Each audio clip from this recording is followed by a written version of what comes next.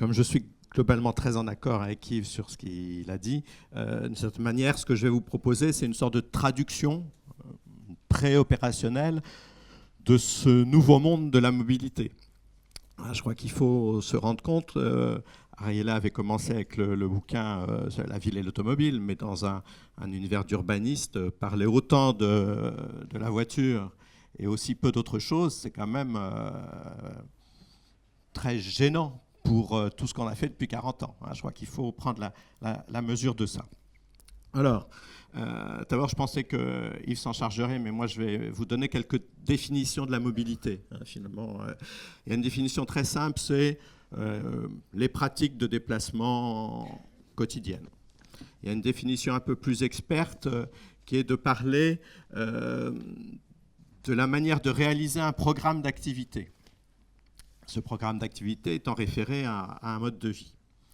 Et puis, il y a une définition qui m'est propre, mais comme je la trouve très bien, je vais essayer de vous la faire partager. Pour moi, un urbaniste, c'est un ajusteur de distance.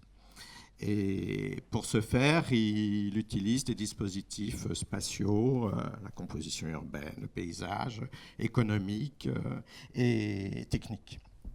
Et la mobilité, et les politiques de mobilité, c'est un des outils majeurs pour l'urbaniste, j'insiste, pour l'urbaniste, puisque un des enjeux, c'est d'intéresser les urbanistes et les aménageurs aux questions de mobilité.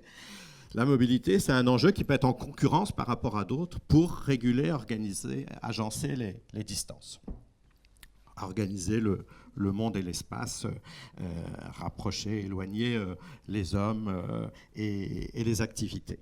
Et c'est une définition que je trouve intéressante parce qu'elle permet justement d'avoir finalement les mêmes concepts et les mêmes variables pour cette fameuse articulation entre transport et aménagement, ville et mobilité. Alors, mes titres ne riment pas, mais moi j'ai des images. Donc, rappel de base, voilà, le grand homme qui a pensé pratiquement sans aucune faute, si je puis dire, l'articulation entre ville et mobilité, c'est Cerda. Je rappelle que c'est lui qui a inventé le mot urbanisme, et d'une certaine façon un peu l'urbanisme. Pourquoi c'est un sans faute ? Parce qu'il réfléchit à cette question d'abord du point de vue plurimodal. Son fameux profil en travers, on voit, il y a tout le monde, depuis les piétons jusqu'au transport mécanisé. Et puis, il réfléchit à toutes les échelles. Il réfléchit à l'échelle de la voirie, à l'échelle de l'îlot, avec ces fameux chanfreins qui permettent de faire plein de choses, à la fois du point de vue de la gestion des flux, mais aussi de l'occupation de l'espace. Et puis, il réfléchit aussi son articulation transport-urbanisme à travers une dynamique, à travers un développement urbain. Et ça, je souligne cette affaire parce que trop souvent, et c'est vrai aussi en matière de planification, je trouve qu'on pense une ville finie. On pense une ville finie alors que, évidemment, les villes sont toujours, quelles qu'elles soient, à quel moment qu'elles soient, dans une mutation, et c'est cette mutation qui est importante. Voilà. Et je dirais que peut-être si on pense que la ville, c'est une maison en plus grand, ça empêche de penser effectivement les dynamiques et la dynamique du modèle. Donc, sans modestie, essayons de refaire du Cerda au XXIe siècle. Alors, en particulier parce que les modèles d'articulation ville, territoire, mobilité que nous avons sont souvent des modèles tronqués. Je vais en citer 3. Le premier, qui est parfois plus implicite qu'explicite, c'est le modèle automobile-ville. C'est celui que Le Corbusier formalise, c'est celui que David Mangin analyse à travers son idée de la ville sectorisée. On a là une correspondance, une congruence entre les métriques de l'automobile et les métriques de la composition urbaine. Donc c'est un modèle très fort. Et c'est aussi une des questions en ces affaires, c'est que souvent on a tendance à considérer qu'un modèle d'articulation ville-mobilité, c'est un modèle qui doit être au service des transports collectifs. Il y a aussi d'autres modèles qui sont au service de la voiture. Un autre modèle, et peut-être le plus connu, le plus appris dans les écoles d'urbanisme, c'est le Fingerplan en danois de Copenhague, qui a beaucoup servi pour d'autres villes scandinaves, mais qui a servi aussi à sa manière à élaborer le SDO de Lyon, qui sert implicitement ou explicitement lorsqu'on s'intéresse à la densification autour des gares. Et encore un modèle qui a sa force, qui était plus détaillé dans le cas de Copenhague, puisqu'il y avait aussi la question des espaces verts, du rapport aux espaces verts qu'on retrouve peut-être moins par ailleurs. Modèle danois qui est aussi extrêmement précis sur la manière dont on arrive aux gares, qui est quelque chose de forcément extrêmement important. On peut faire de la polarisation urbaine ou de l'étalement urbain avec la même gare. Tout dépend de la manière dont on conçoit les interfaces pour y aller. Donc une vision relativement tronquée, là encore, de ce modèle, qu'on retrouve aussi, pour parler bordelais, dans l'opération qui s'appelle 50 000 logements autour des transports collectifs, qui est une sorte de session de rattrapage pour faire en sorte que ces lignes de tramway qui vont un peu loin dans la campagne trouvent leurs clients. Et donc, pour que, dans un jeu donnant-donnant, on explique aux communes que certes, la métropole veut bien pousser un peu loin ces lignes de tramway, mais que ça serait bien si les communes acceptaient de densifier, de créer des nouveaux quartiers autour de ces lignes. Voilà. Et c'est vrai que, comme souvent, finalement, la question du logement et des coûts de production du logement est tellement à la fois compliquée et stratégique qu'on en oublie un peu, y compris dans cette opération, même si l'agence d'urbanisme essaie de faire en sorte que ça se passe autrement. Cette question de l'articulation à inventer dans une métropole de ce type entre des stations de tramway et des quartiers périphériques. Et puis, je vais peut-être y rester 3 minutes, parce que c'est un sujet important. Il me semble que ces 20 ou 30 dernières années, depuis qu'on a réinventé le tramway en France, avec un grand programme national, etc., on a un peu confondu à travers le tramway, ou en tout cas la relation tramway-espace public a phagocyté la relation ville-mobilité. Ariella l'avait déjà dit, moi j'enfonce le clou. Alors, c'est pas très important, entre guillemets, parce que le tramway, ça rappelle chose, mais c'est important si cette relation tramway-espace public fait oublier le reste. Donc j'insiste là-dessus. Il y a cette phrase, le tramway fait la ville. Moi, je dirais le tramway, non. Le tramway français. Hein.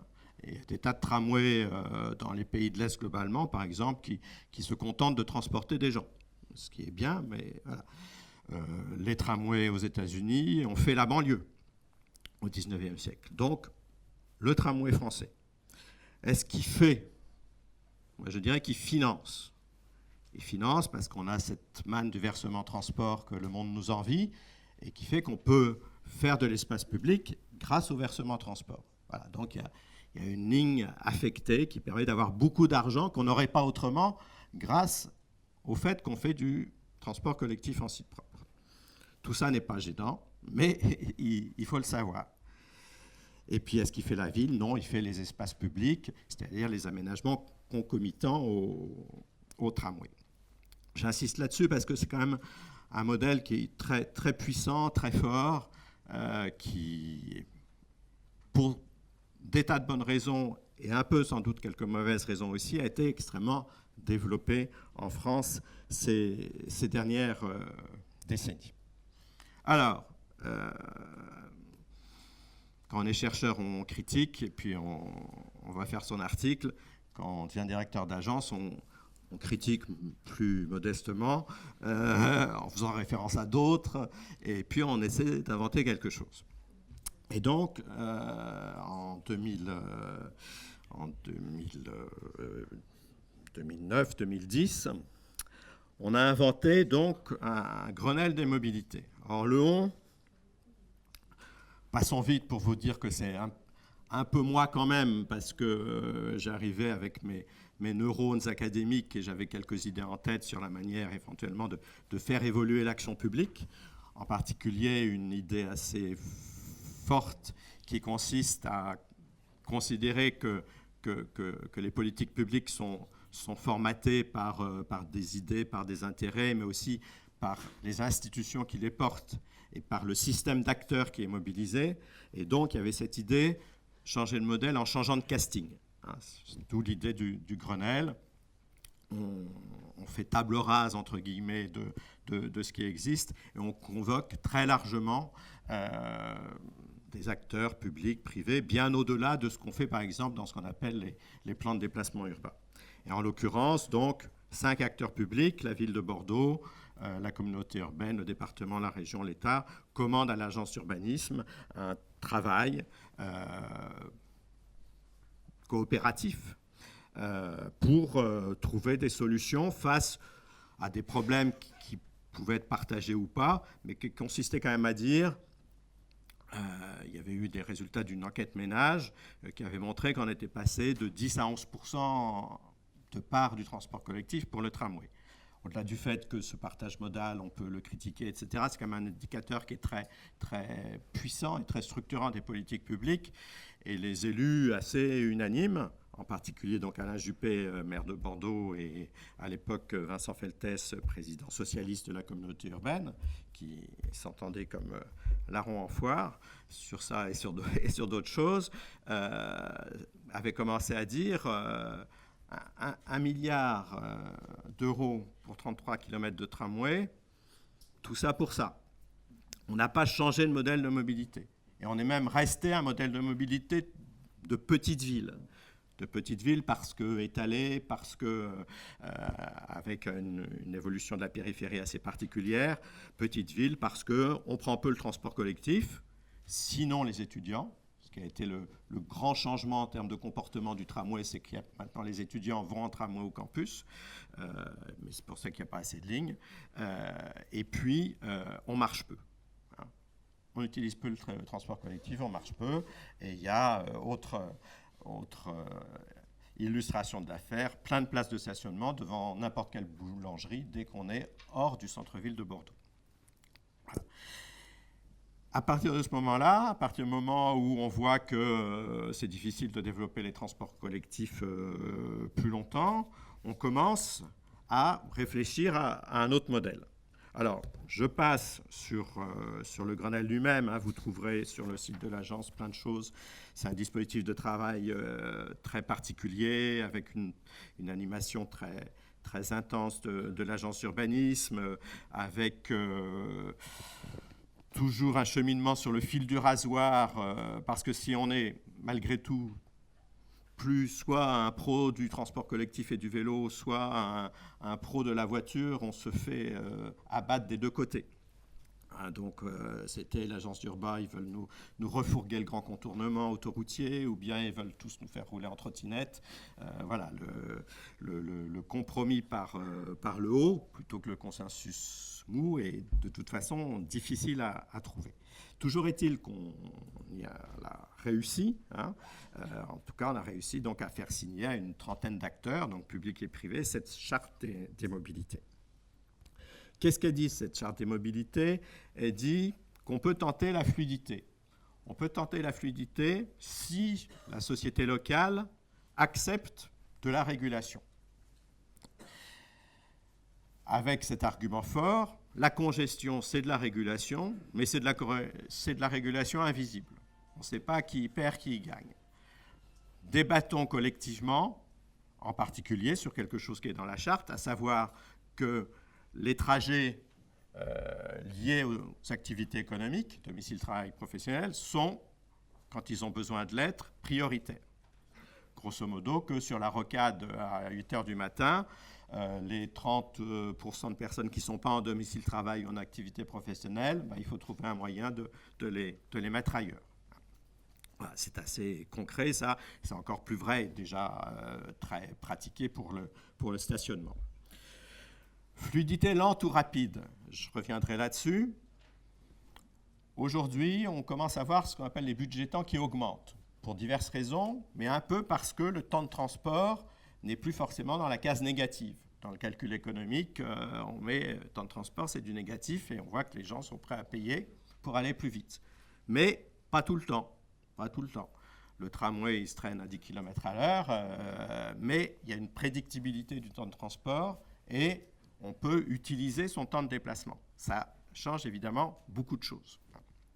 Et donc, on peut accepter, si prédictibilité du temps de transport il y a, d'aller un peu moins vite.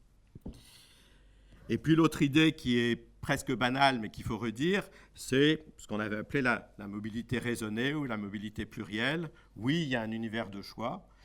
Et même si on ne peut pas tous les matins se demander quel mode de transport on va choisir, avec plus d'informations, plus de mise en continuité des différents systèmes de mobilité, on peut passer sur l'idée que selon les moments de la journée, selon les territoires, selon le motif de déplacement, l'ensemble de la palette des déplacements qui s'élargit peut être convoquée. Et cette palette s'élargit en particulier à ce qu'on pourrait appeler la voiture collective et publique. Collective parce qu'avec des taux de remplissage plus importants, il faut le rappeler, Yves l'a rappelé, le problème de la voiture, c'est qu'elle occupe de l'espace. Elle présente peut-être d'autres problèmes, mais pour un urbaniste, c'est le problème principal, son occupation de l'espace. Et puis, voiture publique d'une certaine manière, dès lors qu'elle est régulée dans son usage. Alors, tout ça, donc, ça nous fait changer de modèle. Alors, changer de modèle, normalement, c'est un camembert, mais il est un peu aplati, là.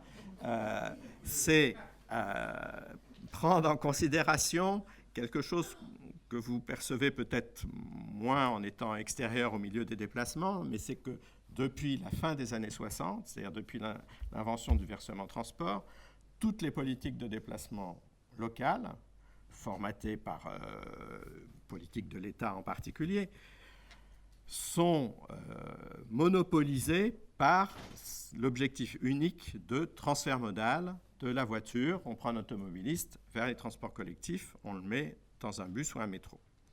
Il y a plein de raisons de faire ça, mais il y a aussi plein de raisons de faire autrement pour réduire le trafic automobile. Et il y a aussi peut-être parfois plein de raisons de laisser le trafic automobile tranquille.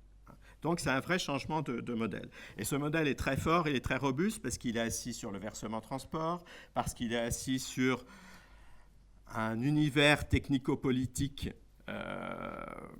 symbolisé par le GART, le groupement des autorités responsables de transport, qui, je passe les détails, mais ont un peu fait croire qu'ils s'occupaient de mobilité en général, alors qu'ils s'occupent surtout de mobilité transport collectif. Et donc, il n'y a pas vraiment de patron politique, et on le voit souvent, y compris dans les communautés européennes, les métropoles, sur la mobilité dans sa généralité. Donc, changer de modèle de mobilité. Alors, et je vais passer très vite maintenant, nous, on a considéré qu'il était intéressant de cristalliser ce modèle à travers de nouvelles conceptions de voirie. Pour dire, que la voirie, ce n'est pas forcément mal, que la voirie, c'est ce qui organise l'espace. Et donc, on peut s'intéresser à la voirie, à de nouvelles visions de la voirie, sans être des suppôts de l'industrie automobile, et qu'au contraire, il fallait réinventer de la voirie qui accepte la multimodalité. Et puis, ça peut être un peu spécifique à Bordeaux, mais je ne le crois pas forcément, parce qu'il fallait retrouver aussi une voirie d'échelle métropolitaine qui n'était pas là, entre la rue et la voie express. Une voirie qui, pour le coup, pour des raisons également historiques, existe peu à Bordeaux. Alors très vite, on réinvente la rocade. Alors la rocade, on ne veut pas en faire on ne veut pas en faire un boulevard urbain, mais on veut en faire quelque chose qui à la fois continue à permettre du trafic important pour la métropole, parce qu'il y a plein de choses autour de la rocade, mais qui pour autant consomme moins d'espace et qui ouvre plus la porte à un usage transport collectif, covoiturage, etc. Bon, ça ira plus vite parce qu'il y a des choses qui ont sauté. L'idée très simple, on retrouve ces histoires d'ingénierie du trafic, mais elles sont importantes. C'est très compliqué, effectivement, de faire comprendre aux gens que c'est à 70 à l'heure que les capacités sont les meilleures. Surtout quand on vous répond, bah oui, mais moi je veux aller à 90, alors que par ailleurs on se plaint que ça soit soi-disant tout le temps congestionné. C'est vrai que là on est dans des paradoxes intéressants. Passer à 70, bon, on l'a fait à Paris. Ce qui serait très intéressant, et ce qui peut être très intéressant en province, c'est qu'on peut réduire les fils de circulation et donc trouver un espace nouveau pour faire autre chose sur le même espace.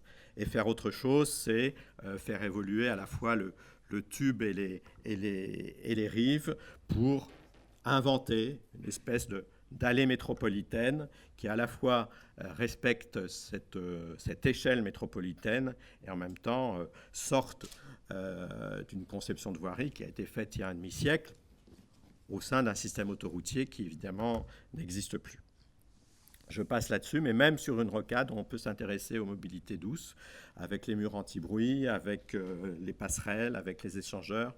On peut tout à fait prendre en compte les deux roues et la marche à pied, surtout quand on a une rocade qui passe à travers des paysages parfois extrêmement intéressants.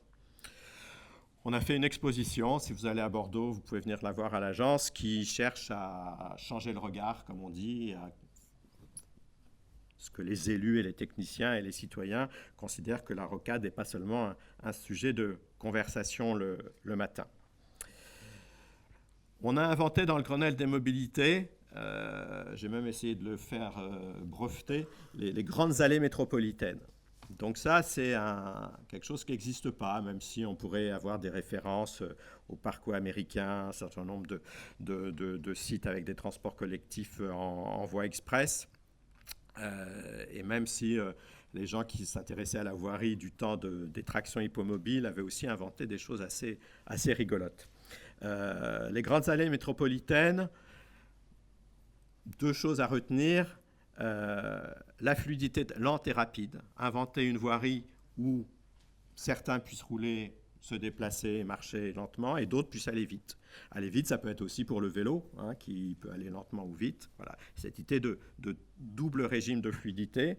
Et puis l'autre idée qui est extrêmement importante pour nous, mais difficile à mettre en pratique, c'est faire en sorte que ces voiries, lorsqu'elles sont nouvelles ou reformatées, conçoivent en même temps l'infrastructure et le mode d'exploitation.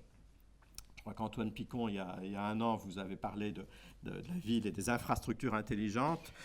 On pourrait aussi parler du chrono-aménagement, de la manière d'utiliser de façon polyvalente l'espace, qu'il s'agisse des sites propres bus, du stationnement, des espaces publics. Il y a 1000 choses à inventer là-dessus.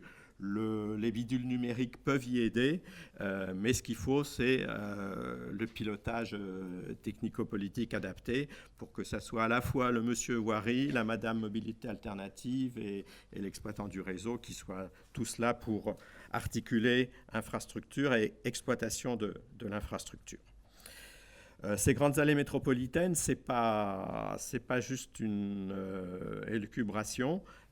On a des sites là qui sont à la fois sur le territoire de la métropole et sur le territoire départemental, puisqu'à Bordeaux comme ailleurs, le territoire stratégique, ce n'est évidemment plus le centre-ville, mais c'est ces espaces périphériques et périurbains qui ont peu de portage politique et peu de créativité technique ou spatiale. Les boulevards du 19e, même chose, à réinventer parce qu'ils sont devenus des territoires, des tuyaux à voiture. On les réinvente en raisonnant sur les séquences. Ça, c'est quelque chose, moi, dans mes cours, j'appelle ça le piège de l'esthétisme. Vous donnez à un ingénieur trafic, voire à un urbaniste, un plan, souvent il va faire un rond, parce que c'est joli. Mais finalement, il y a peu de gens qui s'amusent à faire le tour d'une rocade ou le tour d'un boulevard. Et donc, nous, on veut casser la linéarité qui est souvent amplifiée par les transports collectifs en site propre. Donc, des séquences qui permettent aussi, évidemment, de se lier au tissu traversé et aux quartiers avoisinants, qui sont soit de Bordeaux, soit des communes périphériques. Inventer des aménagements extrêmement diversifiés Là encore, en jouant sur le chrono-aménagement, sur les boulevards, on est dans 25 mètres de façade à façade. Donc l'espace est extrêmement contraint. Et là encore, si on veut ne pas faire les quais de Bordeaux, parce qu'il faut qu'il y ait de la circulation, mais si on veut que l'activité piétonne en particulier soit fortement revitalisée, il faut inventer des espaces publics, si possible pas chers et de qualité. Une idée que je me permets de souligner, un boulevard, c'est un grand projet, comme une rocade, mais c'est un grand projet sur 10 ans, 20 ans, 30 ans. Et ça, c'est quelque chose qu'il faut un peu inventer. Dans le cadre des boulevards, ce qui est intéressant, c'est qu'on propose des aménagements qui sont progressifs et qui suivent l'évolution de l'économie globale du système de déplacement. C'est-à-dire, on ne s'amuse pas à fermer le boulevard en sachant qu'il y a encore plein de voitures partout, mais on essaie de le faire progressivement en fonction de la régulation générale du système de déplacement. Et puis le dernier point, 2 points. Ce point est important. Ce qu'on propose sur les boulevards, et vous allez dire encore que je dis des méchancetés sur le tramway à Bordeaux, c'est pas bien. C'est à peu près l'antithèse de ce qui a été fait avec le tramway. C'est-à-dire le tramway a beaucoup joué sur une identité de réseau, plutôt que sur une relation avec les espaces publics et les quartiers traversés, ce qui fait que la station de la gare est exactement la même que la station dans un quartier avec quelques passagers à l'heure.